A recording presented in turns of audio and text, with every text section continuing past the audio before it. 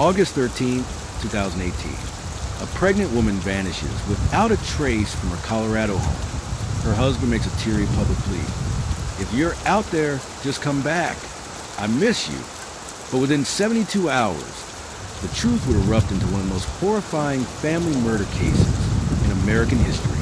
Because behind the perfect suburban smile, Chris Watts was hiding a deadly secret. Shauna Watts was 34 years old, vibrant, confident, and always smiling in her social media posts. She was a thriving wellness coach, and she adored her two daughters, 4-year-old Bella and 3-year-old Celeste, at the time of her disappearance. She was 15 weeks pregnant with a baby boy they planned to name Nico. The morning she disappeared, Shauna had just returned home from a work trip to Arizona.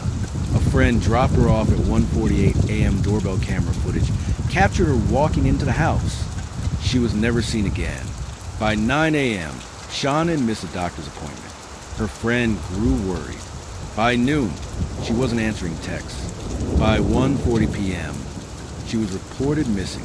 Police arrived at the Watts residence and were met by Chris, calm, quiet, oddly cooperative. Shanann's purse, phone, keys, and car, with the girls' car seats inside, were still there. No signs of a struggle. No signs of Shanann or the girls. Chris and Shanann had been together since 2010. From the outside, they were an ideal couple. Family photos lined the walls. Their Facebook feeds overflowed with smiles and vacations. Chris was a quiet one. Shanann was energetic and talkative.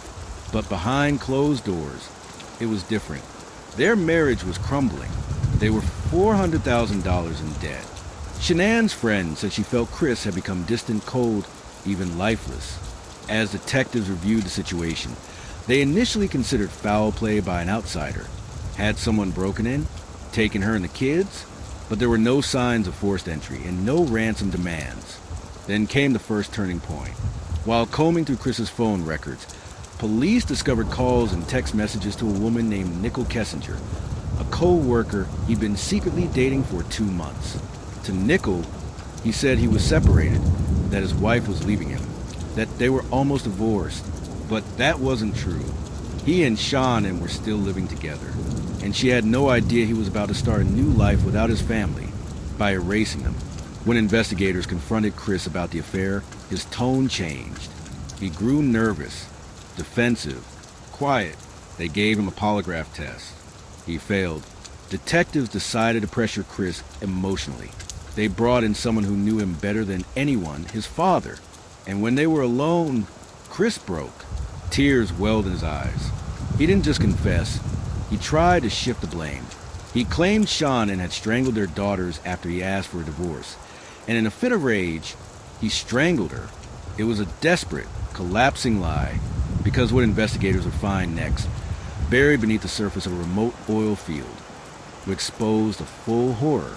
Using GPS data from Chris's work truck, police located an Anadarko petroleum field where he worked. There they found Shanann buried in a shallow grave, Bella and Celeste stuffed into separate crude oil tanks, small openings just 8 inches wide. Autopsies told the truth. Shanann had been strangled to death by Chris while she slept. Celeste had been smothered. Bella, likely the last to die, fought back, biting her tongue, bruises on her body, and pleading, "Daddy, no." That single quote, small, heartbreaking, has haunted millions since it was revealed in court. So why did he do it? Chris told investigators he killed his family to be with Nicole. No custody battle, no child support, no messy divorce, just a clean slate. To Chris, his family was a problem to solve, not people. But Nicole Kessinger, she found out what really happened, was horrified. She cooperated with police, deleted social media, and eventually disappeared from public life. Chris, meanwhile, pled guilty to 5 counts of burglary to avoid the death penalty. Chris Watts is now serving 5 life sentences without the possibility of a maximum security prison. He spends his days in isolation, writing letters to strangers who send him fan mail, and claiming he's found God. The Watts home, once a symbol of suburban perfection, now sits empty and unsold, avoided by neighbors and tourists who still drive by, whispering about what happened behind those walls.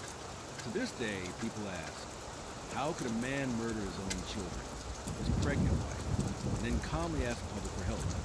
The answer may never be fully known, because sometimes the most dangerous monsters are the face of normalcy, and sometimes evil isn't as strange as night. It's the man sleeping beside you,